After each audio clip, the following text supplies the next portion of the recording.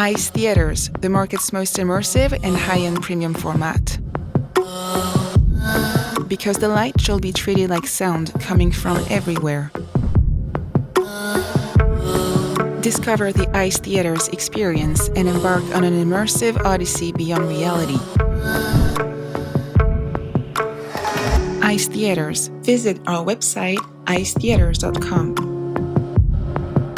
To Laura's point about the, cinema is back. Cinema, to be honest, never went away, but it was almost a point of reassurance, clearly, the success we were seeing before the pandemic. We can build on the foundation we were seeing in 2018 and 19 and get back to where we were and beyond, I think.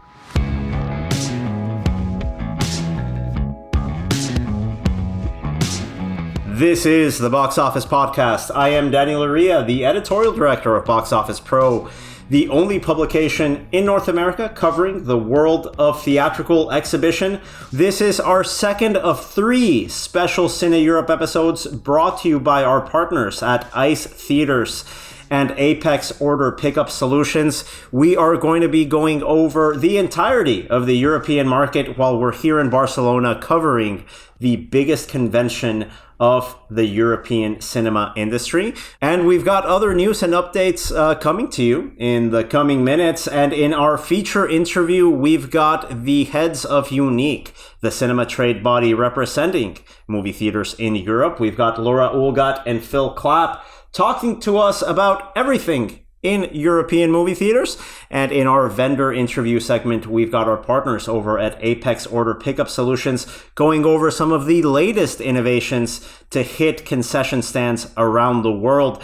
But let's get started here. Rebecca, I'm so happy to catch up with you. I'm excited to pick your brain about everything that's been going on in Barcelona. We do have box office to go over. The big story here is Disney Pixar's Lightyear opening to 50.5 million in second place. A surprising result here at the domestic box office. I believe our chief analyst, Sean Robbins, was predicting somewhere maybe in the 75 million range.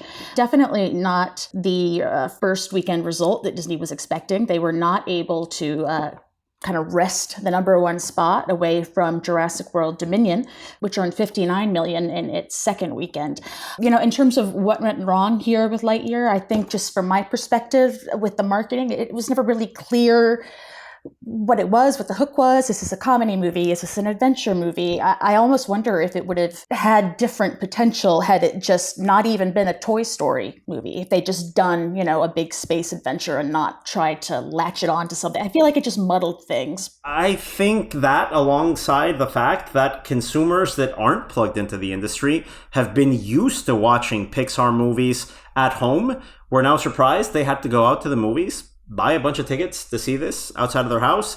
There might have been some disconnect there, but as you say, Rebecca, a surprising number 2 finish here from Disney Pixar's Lightyear, the number 1 spot being for the second weekend of Jurassic World Dominion, dropping only 59% in its second frame. Jurassic World in itself, I think, opened under what we would have liked it to open, but I don't think I'd call that a disappointment. Right now, Jurassic World Dominion is up to 250 million domestic. I think a lot of the headlines of last weekend, Rebecca, were probably dominated by Lightyear's performance. We do have to look, however, at the entire weekend. I would be less worried about Lightyear's opening weekend and instead look at the release context of Lightyear in the market.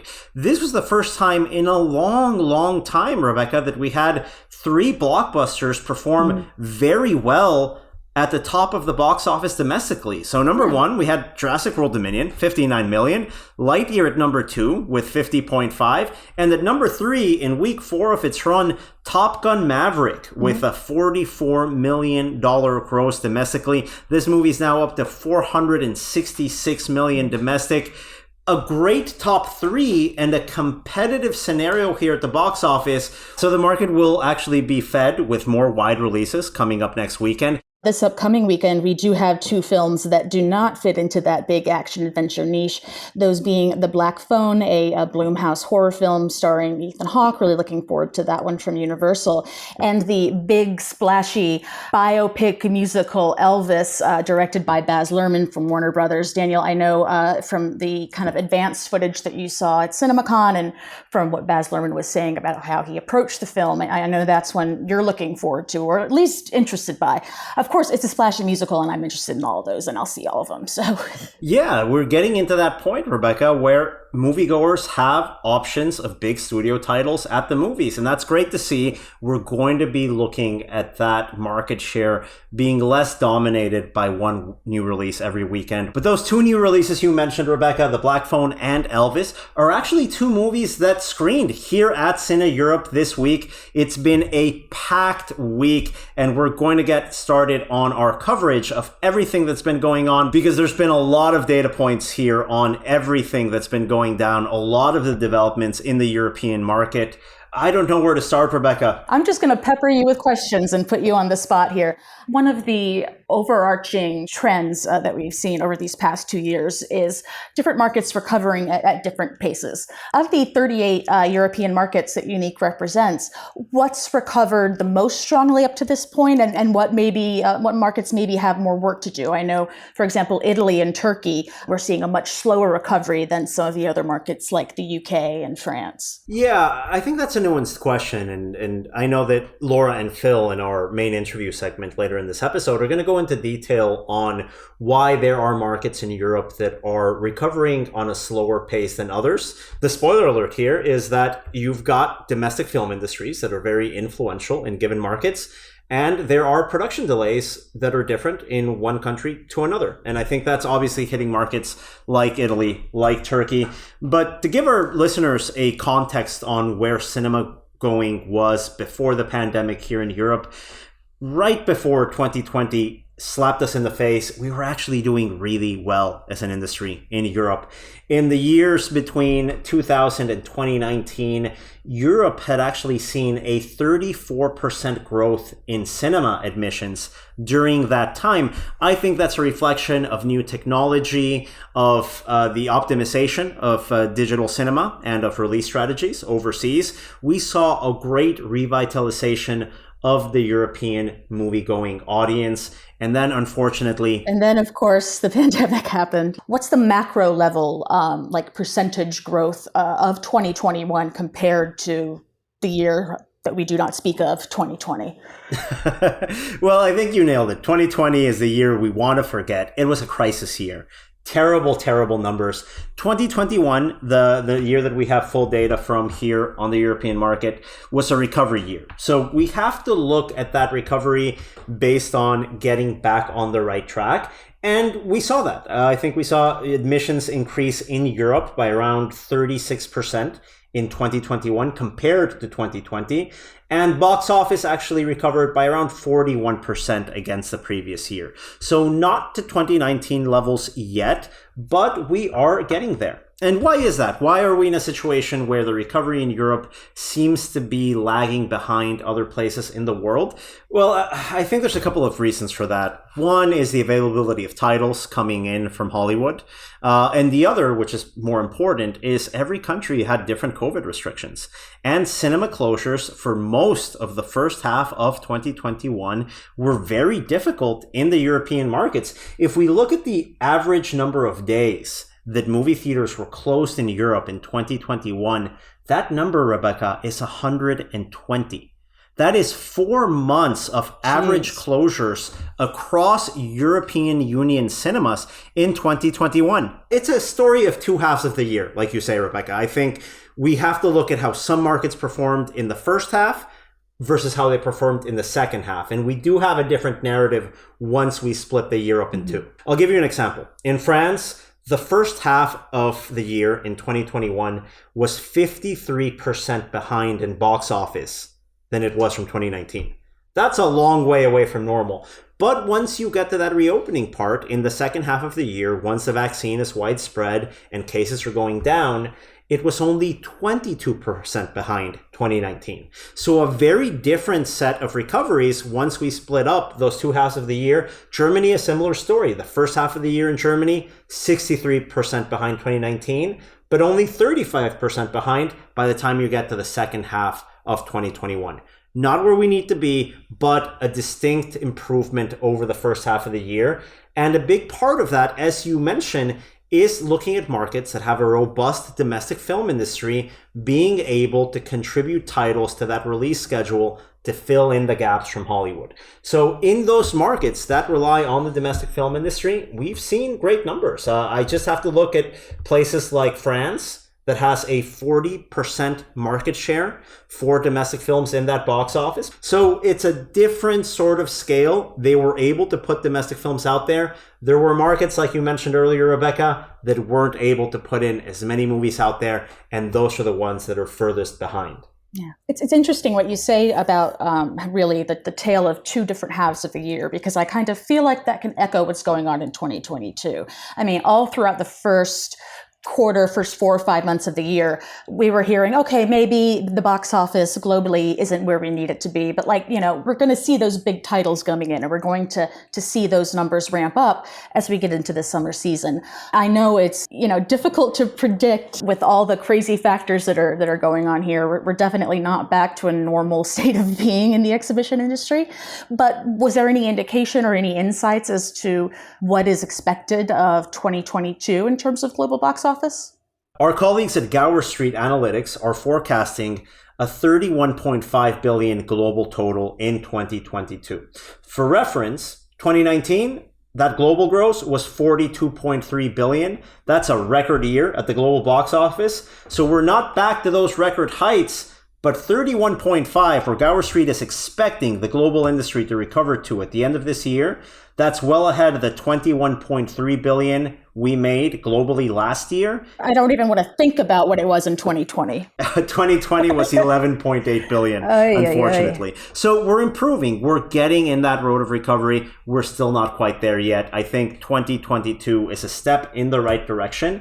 And that was a big part of the conversations this week here in Barcelona for CineEurope, Rebecca. A lot of different topics talking about where everything's going to be. Our colleague Lucy Jones over at ComScore in her presentation on Monday, citing some numbers from Gower Street Analytics. She believes that some of the top European markets like the UK, like Spain, like France, like Germany, they might end up between 20 and 33% behind 2019 levels by the end of the year. So a definite improvement, but definitely not back to the record-setting numbers we hit in 2019. And I have to ask you as well, what conversation was there around the impact of streaming? Because that's another thing that's kind of, obviously we've seen a lot of upheaval, things are starting to settle down, but I imagine it was still a major topic of conversation at CineEurope. It was a big topic here in the sense of film availability. So we all know how difficult Q1 was for us in the domestic market. Overseas, where you have awards contenders perform a little bit better in terms of market share than they do in the US, they were really hit by the fact that a lot of those award contenders in this Oscar cycle were movies made by streaming companies. That means they didn't get to hit cinemas and perform as well as in previous years. So if we look at the UK and we just look at the drama genre at the box office, earnings of drama films in the UK have dropped by half in 2022. I imagine that drop of half, that's pretty intense. Was it just a matter of there not being enough films that came out? I mean, nothing underperformed like crazy compared to expectations. I think if we look at one data point from that ComScore presentation on the first day, it's that 50% drop in drama box office in the UK in 2022 is probably attributable to the fact that there's been a third less drama titles hitting screens in 2022 in the UK. It's about film availability. You need the movies to be out there for people to actually go to the movies. And that was a big part of the conversation this week. How do you get the audience back? How do you recover that habitual moviegoer? And there are conversations that we talked about at CinemaCon 2022 that we're now seeing the European version of those talks happening in Barcelona this week. Streaming being a big topic, as you mentioned, and if we're going kind of based on the bigger macro issues that we've been talking about that were discussed at CinemaCon, I gotta imagine premiumization, premium concepts was a big topic as well. PLF, man. It feels like we can't stop talking about We're the PLF growth podcast of premium auditoriums. Yeah, it's really been down to that. I think if this podcast was around 10 years ago, it would have been the recliner seating podcast. If it was 20 years ago, it would have been the digital projection podcast. And today, it's the premium auditorium podcast. Because a lot of the conversations that we're hearing from exhibitors is this focus on finding a way to bringing premium experiences to the cinema. Now, it's important we distinguish what premium means in today's world. Yeah, because it's not just an IMAX big screen. I mean, we're talking about a premium experience, a premium concept, and that can be any number of things. There's something that Eddie Duquesne, the CEO of Cinépolis, the Belgian multinational circuit, said here at one of the panels that I think is quite accurate. There is more demand for more experience.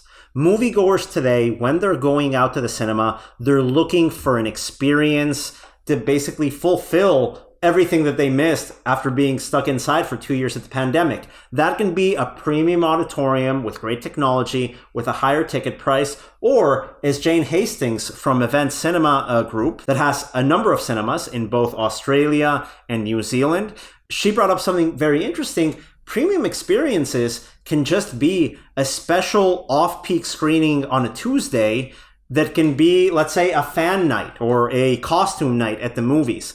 As long as you're advertising the movie-going experience, whether it's from a fan angle or a premium technology angle, that is what is hitting the most with consumers today coming out of the pandemic. I mean, it's just from a personal perspective, it's definitely hitting with me. I think of the movies that I've seen in theaters over the last few months. Most of those screenings, there are actually 2 cinemas in Brooklyn that do surprise martial arts movies. You go and you don't know what it's going to be until you get there. I've been going to a lot of those, and that is an event because it's a surprise and it's marketed as like you have to be here or you won't even know what the movie was. So it's not necessarily just about, oh, we have motion seats or, oh, we have a gigantic screen. Rebecca, you nailed it. And I think that's what I'm hearing the most here in Barcelona from European exhibitors. People aren't willing to spend a lot of money to watch a movie. They can get a lot of that at home at a much lower price point.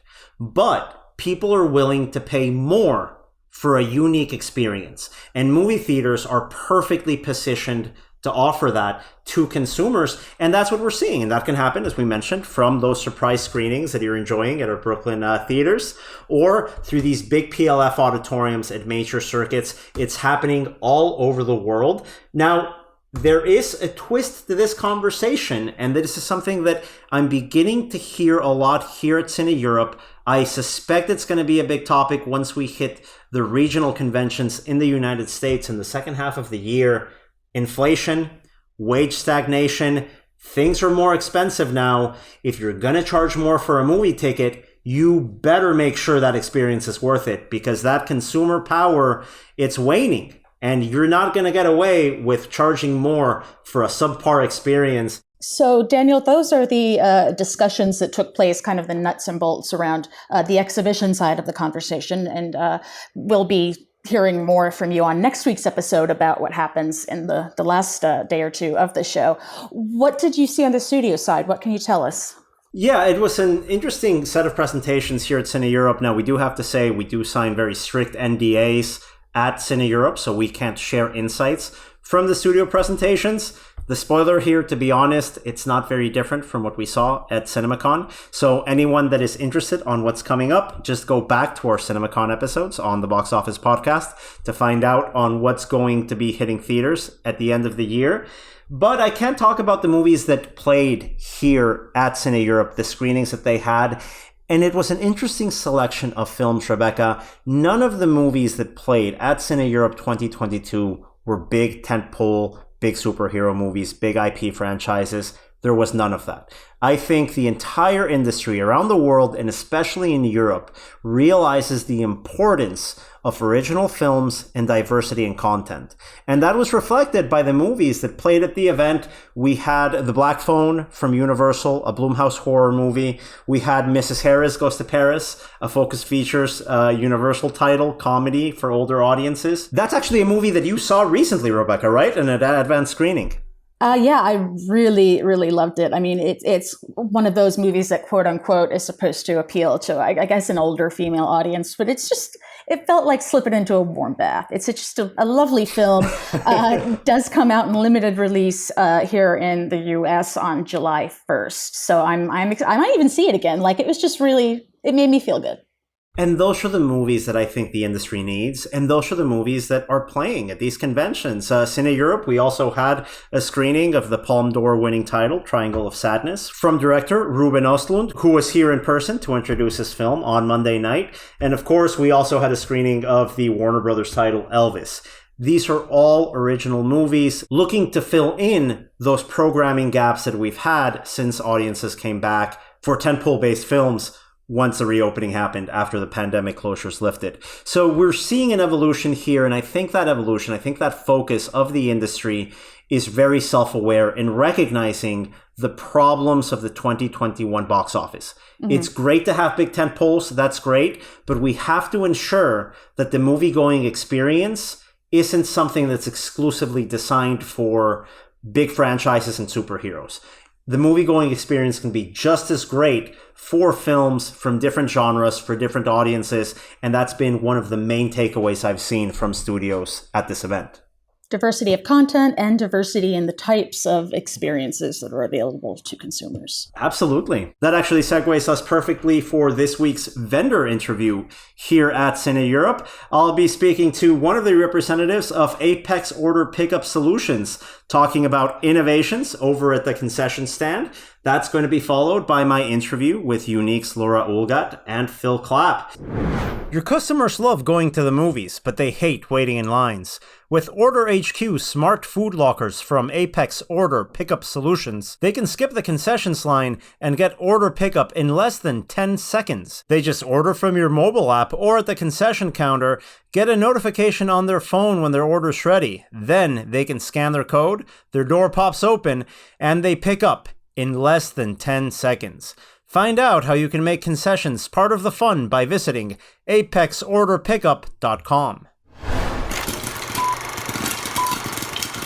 And we're back here on the Box Office Podcast with one of our sponsors for this week's episode, Apex Order Pickup Solutions. We've got here Merrick Edwards from Apex. Merrick, a really interesting product. I know that I spoke with your team over at CinemaCon. I got to see this technology in person. I really hope our colleagues at CineEurope were able to experience it here. But for our listeners back home, how would you describe Apex? Yeah, hi, Daniel. Apex has a rich and long-standing experience in the locker world, so in many markets globally. And this vast experience has been applied to the food segment, which brings a whole new approach and understanding that benefits the food pickup market. Apex optimized the pickup process so that food is only in the locker for a few minutes. And we utilize a suite of integrations and gather data to help food providers reduce that time. So ultimately, you're reducing the time that improves the food quality and the freshness. And as a result, you have a happier customer who are more likely to buy again, which in a competitive market is very important.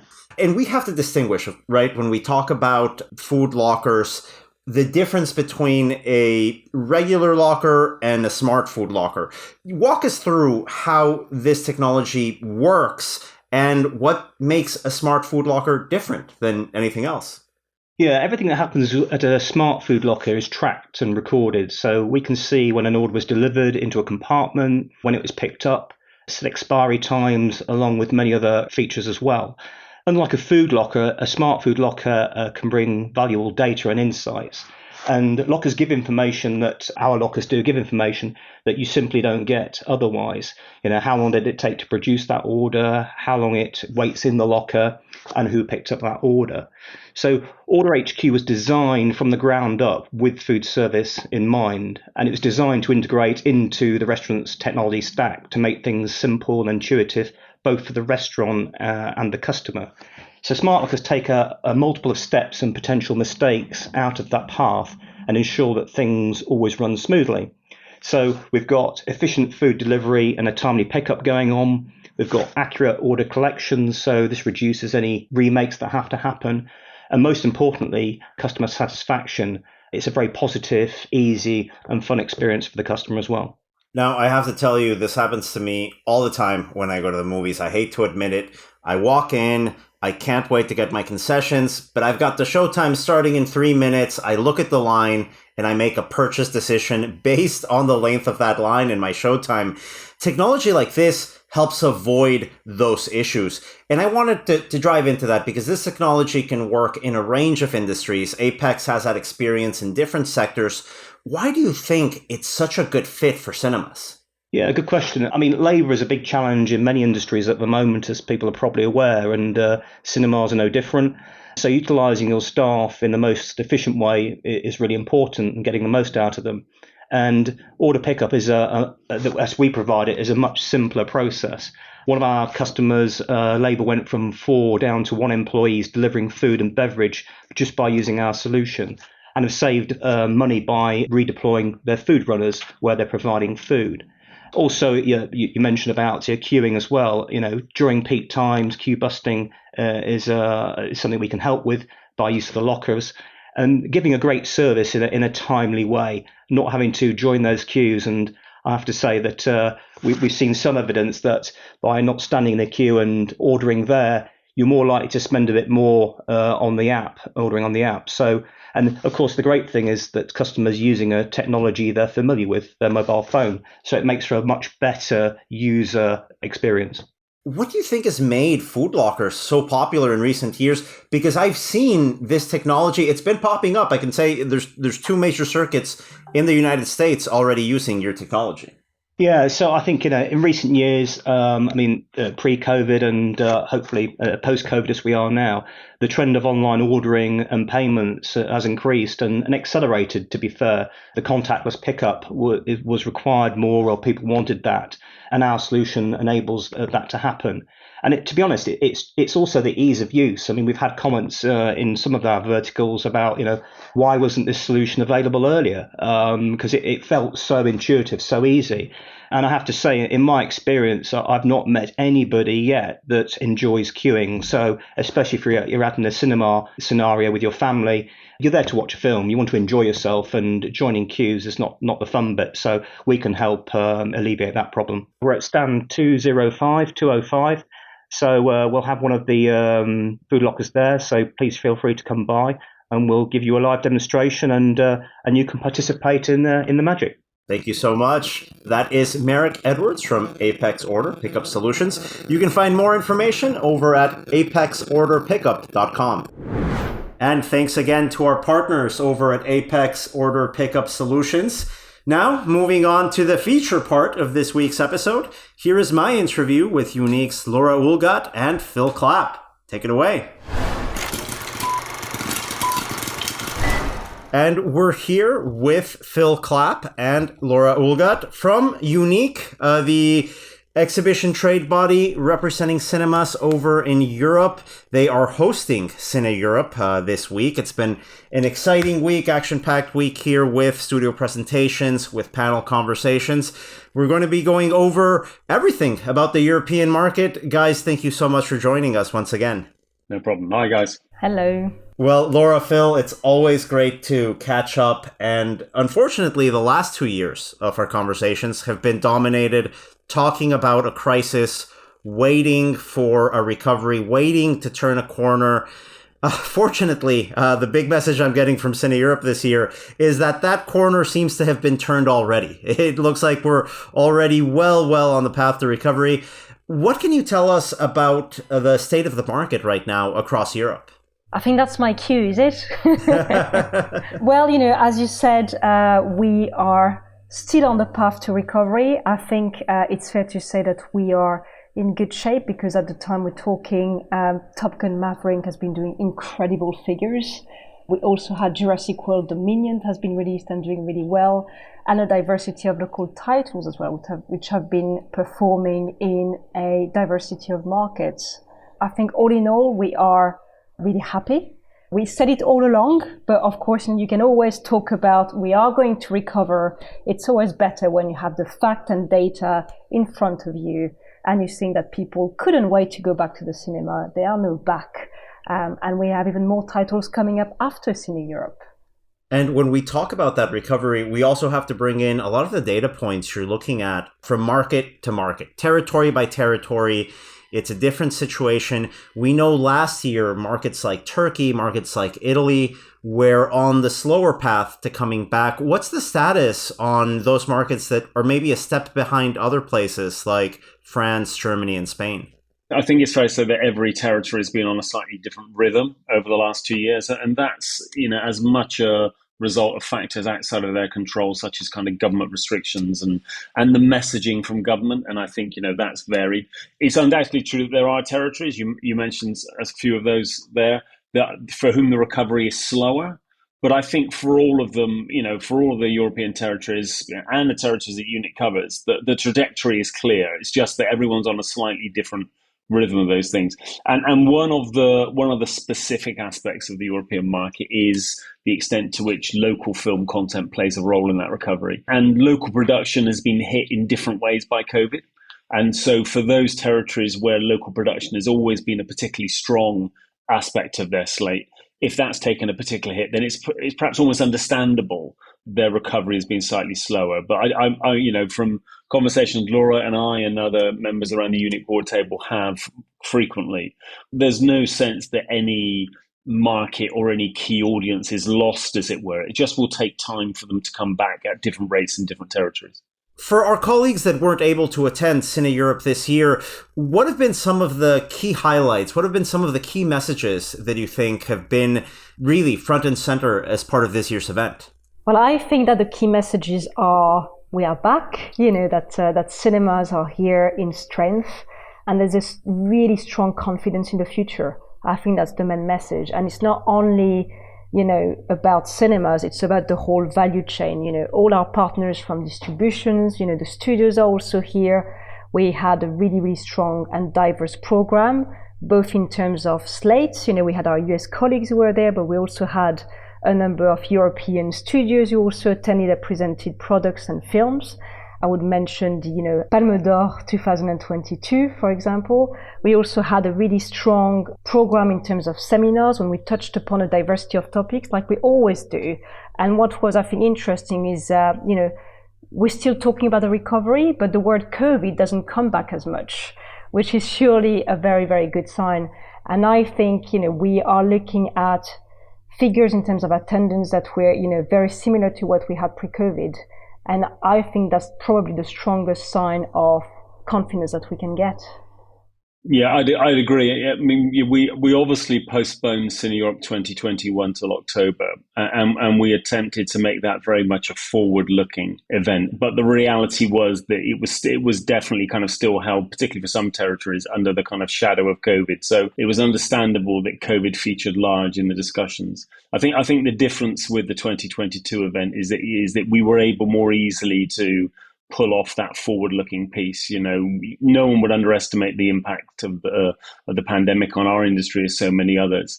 But, to Laura's point about the, cinema is back. Cinema, to be honest, never went away. But, it's absolutely now with absolute confidence that we can look forward. We can see the kind of the flight path back to where we were and beyond, and it was almost a point of reassurance, clearly, the success we were seeing before the pandemic. But I think it's not just people like myself and Laura whose job it is to talk up the industry, but, people like Gamma Street Analytics who are, as the name would suggest, perhaps more objective than us, who are now talking of numbers which give you every confidence that we can build on the foundation we were seeing in 2018 and 19 and get back to where we were and beyond, I think. And I think part of that recovery, of course, and we mentioned this a little bit ago, is the role that local content plays. Content coming from domestic markets for domestic audiences. That's been slower to recover in some territories than others. We mentioned some of them a bit ago in the beginning of the podcast. One of those highlights, I think, as I look at the programming of CineEurope 2022, is being able to catch up and hear from colleagues like Anna Marsh, the head of Studio Canal, that is involved in bringing this diverse slate, in bringing a lot of local content forward. Do you anticipate now, as we head into the latter part of 2022, that these challenges in production that domestic markets have faced, that they'll be resolved and we'll be able to see that be a little bit more energized in the end of the year? I think it's fair to say that, COVID and especially those periods of what I call weird reopening, first time around, second time around, etc., really showed us that if you had local content, and if you had an audience that was also used to local content, you were able to score better because you had that kind of diversity which was already there. And I think what we are saying is we need all type of films. So it's not that we only need local content. It's not that we only need art house cinema. We need absolutely everything. We need a blockbuster. We need the art house. We need European. We need very local. We need international. And it's really a combination of all of these that will guarantee the success, not just our success, but the success of the whole industry, because it's a virtuous cycle. And we know when there's a successful film that is released at the cinema, it's also going to have spillover effect on the other films that are being released also at the same time, but which are in a different kind of genre. So that's something that we've been observing. So we know there's been challenging from colleagues from, especially when we talk about Europe, from production and distribution, there's been the challenge of insurance. How do you make sure that you can ensure your shooting? There's been the challenge of, there's so many things that we need to release. But I think that as time will go by, we're seeing that these challenges are being resolved. It's like us, it's going to take a bit of time, but I have absolutely no doubt that we're going to be back into a super dynamic European film industry. I know we heard from our colleague John Fithian from NATO at CinemaCon declaring day and date is dead and piracy is what killed it. Do you think that's also the case from what we're seeing in Europe? Or as we've seen in France with Disney taking a difficult decision in removing the theatrical release of Strange World because of its streaming strategy. Are we looking at the coming months in Europe a case-by-case, market-by-market, studio-by-studio approach to theatrical exclusivity, or are we indeed back to the theatrical model is king? I think one of the things which we would say is that there was an understanding that during the pandemic there were some kind of pandemic models of release. What our responsibility is to reflect the impact the pandemic had on cinema operators, but we certainly don't underestimate the impact the pandemic had on colleagues in film distribution broadly and the US studios in particular. So while we may not have liked it, and I think it's fair to say we didn't, there was almost a kind of tacit understanding of the need or the decisions by some studios to put films directly onto streaming. And of course, we then had that slightly kind of awkward period when some cinemas were open, some cinemas were closed, and studios were kind of taking almost a kind of week by week decision on which films had theatrical release on a short window or no window or didn't have a theatrical release at all. We're now emerging, I think, into a new paradigm, as it were, where the strength of the theatrical model has reasserted itself. We don't get sight of, nor should we perhaps, of the numbers of those films that were released direct onto streaming or where there was some kind of hybrid model. But it seems clear, and this is again not just us saying this, but people who are independent commentators, that the overall revenues realized by those were significantly less than would have been realized by a cinema first model. And that's not just about actually kind of cannibalization eyeballs in cinemas, as it were, but it's also around piracy. It's undoubtedly true that, a film which is released direct onto a digital platform, be it simultaneously with cinema or solely onto the digital platform, is hugely pirated because you're giving the pirates and those who would seek to support the pirates the kind of mother load, as it were, in terms of a pure digital copy. Just as Laura has said around the recovery, the trajectory is clear, but we're not quite there yet. I think that's true also with regard to release patterns. And, while I think there's an understanding that there were going to be changes in terms of theatrical exclusivity, I think certainly from all the conversations we have, and we'll talk about France, which is a slightly separate situation in a moment, but all the discussions we have with colleagues where the window is agreed by, kind of commercial negotiation, there's no sense from anyone we speak to that, where we currently are on the window is, as it were, the settlement.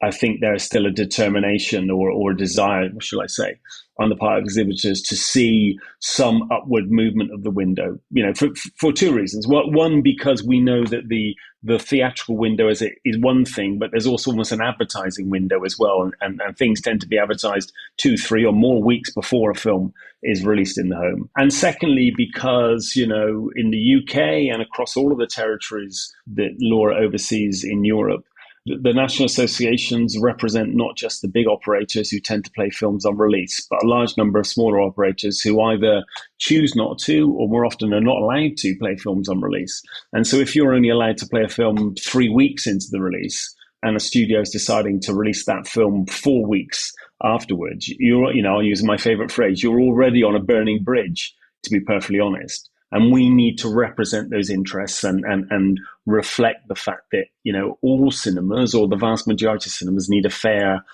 kind of crack of the whip in terms of maximizing the revenue from that window. And that's notwithstanding all we know about theatrical release being the best possible shop window for subsequent parts of the value chain. But Laura, do you want to talk a little bit about the French situation maybe?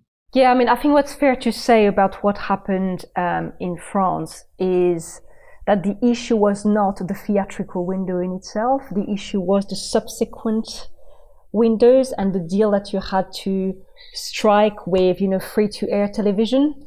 So this is where, there was an issue, and about, of course, Disney not being able to have then the exclusivity on its product and would have had to share it with one of the main TV channels. It wasn't, although cinemas are suffering, of course, from that decision, there's no two ways about it, it was not the theatrical window in itself that was an issue, which I think is important to mention.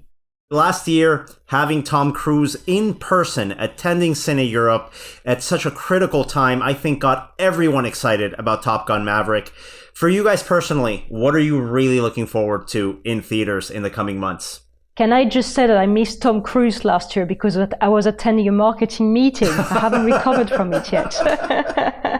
He's always welcome back. He's always welcome back. So that's not going to happen again. I'm not going to have that type of clash. I'm extremely mainstream, Daniel. So what I'm really, really looking forward to, and Phil knows this, is the Minions released. Because I have Minions around me absolutely everywhere in my office and in this house. So I'll be there at the cinema for that.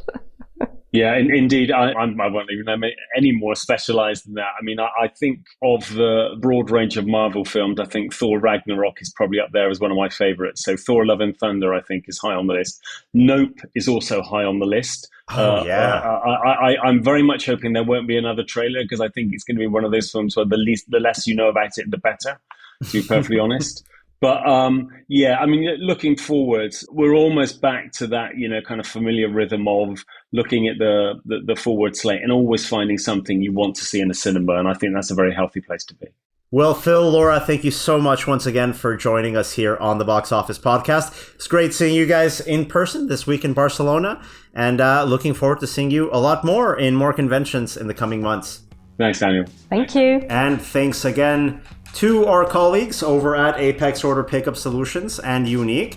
And thank you, Rebecca, for joining us once again here on the Box Office Podcast. We've got one more CineEurope branded episode that is coming to you next week, where we'll be closing out our conversation on the European film industry. On behalf of everyone here at Box Office Pro, thanks again for listening.